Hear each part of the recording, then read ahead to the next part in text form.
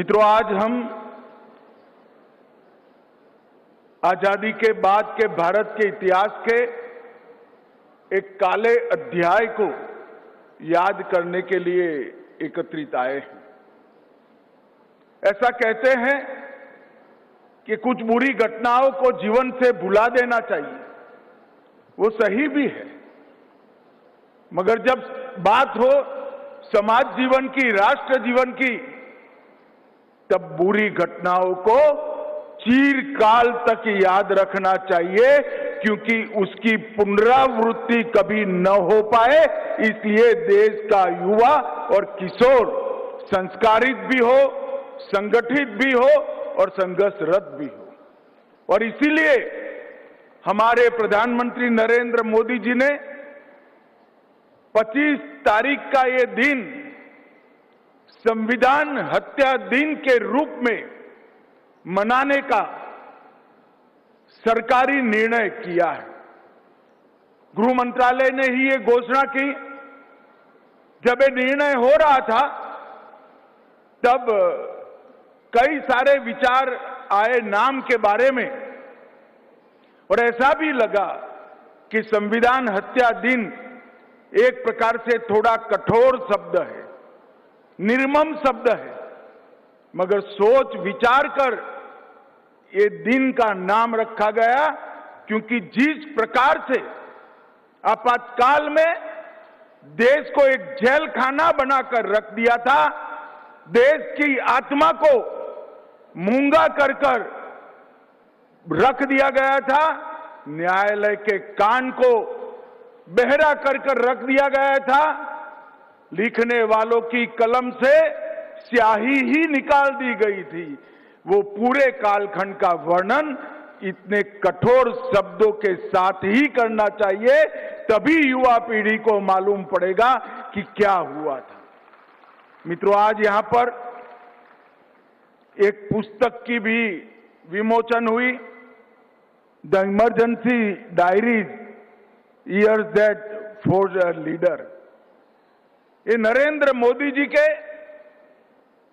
आपातकाल के दौरान एक युवा संघ के प्रचारक के रूप में भूमिगत रहकर 19 माह तक जो आंदोलन जेपी के नेतृत्व में चला, नानाजी देशमुख के नेतृत्व में चला, वो आंदोलन में एक युवा कार्यकर्ता के नाते मोदी जी ने जिस प्रकार से संघर्ष किया, मीसाबंदी जो थे उनके घर में गए, उनकी परिजनों की पूछताछ की, उनके इलाज की व्यवस्था की, कई सारे गुप्त अखबार निकलते थे, उसको बाजारों में, चौराहों पर, विद्यार्थियों में, महिलाओं में बांटने का काम किया, और गुजरात के अंदर एक संघर्ष का नेतृत्व इस युवा अवस्था में 24-25 साल के युवा नरेंद्र मोदी ने किया।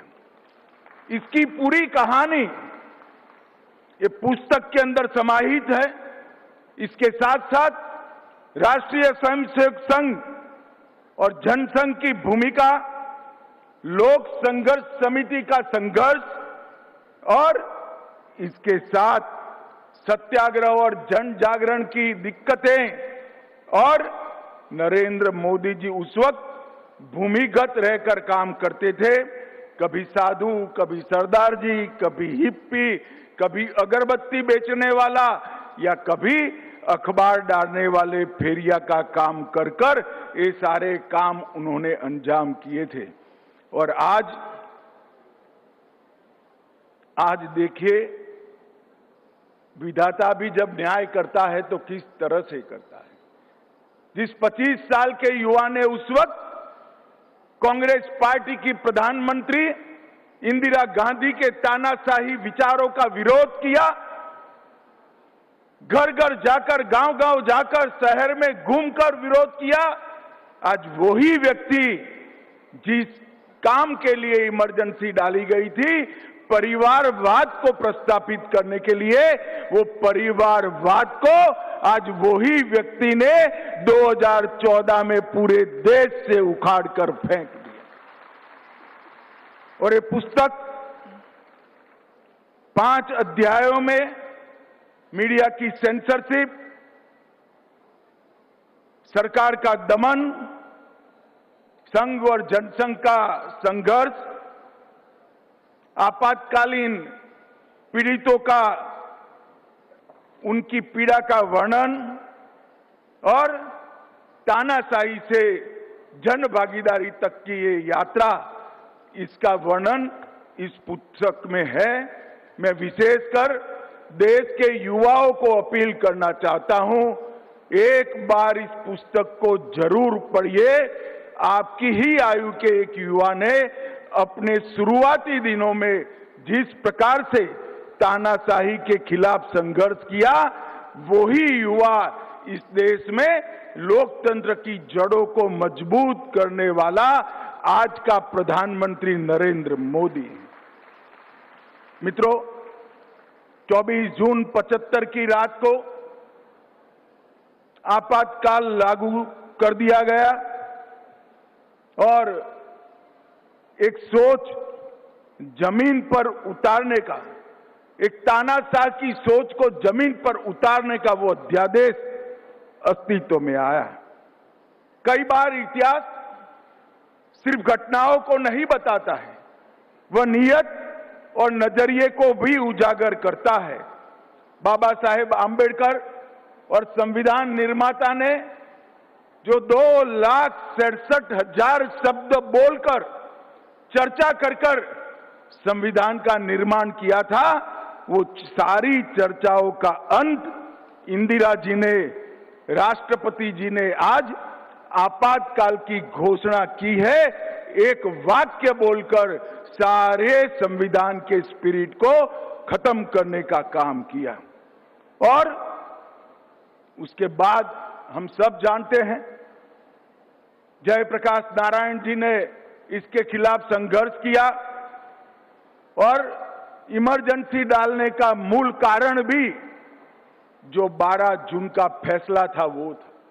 12 जून को 2 घटनाएं एक साथ हुई। इलाहाबाद हाईकोर्ट ने देश की प्रधानमंत्री के इलेक्शन को खारिज कर दिया। उनको बताया कि आप 6 साल तक चुनाव नहीं लड़ सकती। पूरे देश में सन्नाटा छा गया और सुप्रीम कोर्ट से उसको स्टे मिला। इसके साथ साथ 12 जून को एक और घटना हुई थी। मैं गुजरात से आता हूं। 12 जून को ही गुजरात में जनता मोर्चे का प्रयोग सफल हुआ और गुजरात में कांग्रेस की सत्ता का अंत होकर जनता पार्टी की सरकार बनी।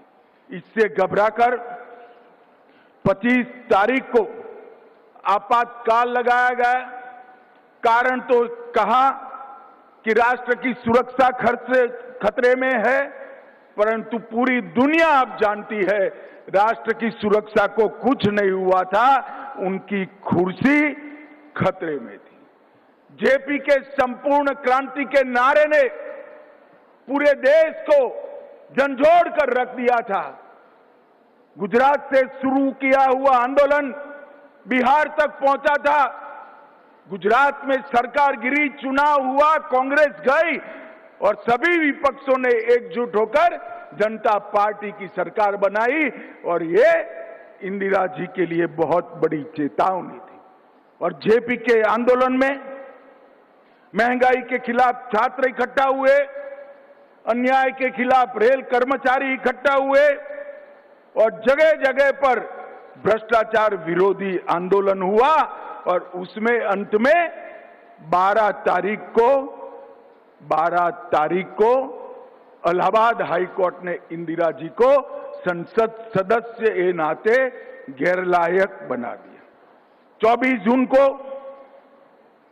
सुप्रीम कोर्ट से स्टे मिला और 24 जून की रात को ही इन्होंने इमरजेंसी डालकर स्टे देने वाली कोर्ट को भी चुप कर दिया, अखबारों को भी चुप कर दिया, आकाशवाणी को भी चुप किया और 1,10,000 सामाजिक राजनीतिक कार्यकर्ताओं को जेल की काल कोठरी में बंद कर दिया।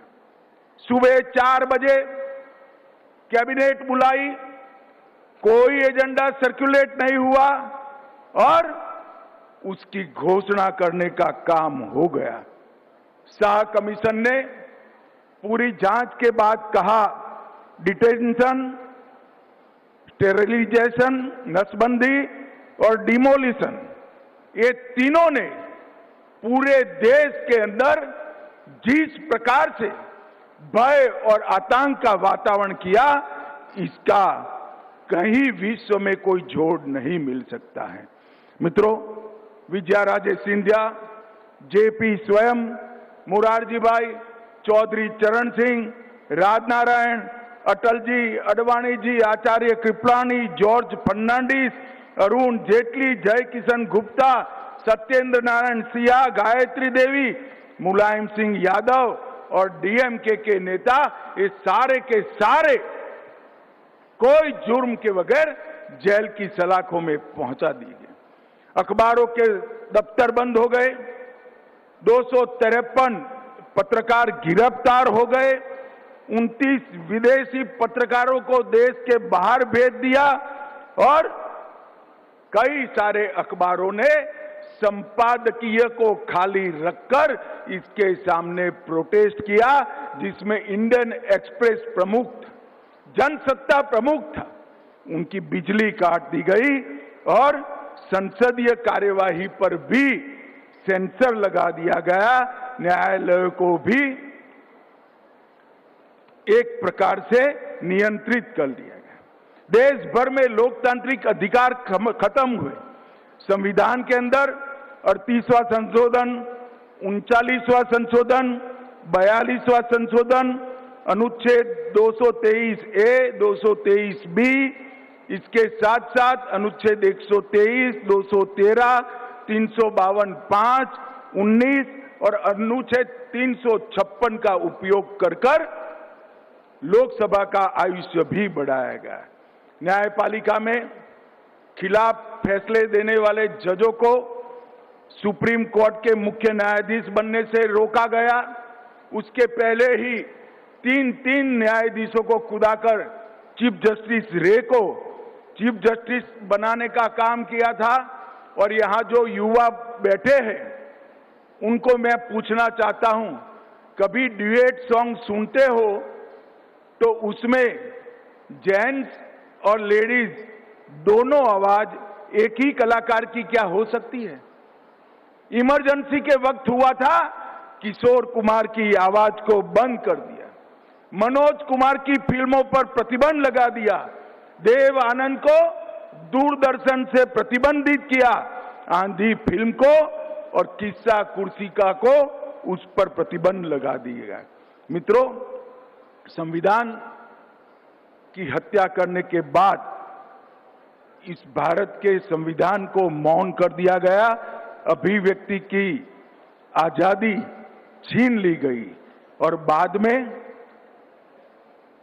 एक दिन विपक्ष को झांसा देने के चक्कर में इमरजेंसी उठाई, देश में चुनाव आया, सारी विपक्षी पार्टियां जयप्रकाश जी के दिव्य नेतृत्व में एकत्रित हुई और देश की जनता ने तानाशाही की मानसिकता वाली श्रीमती गांधी को ऐसा दंड दिया।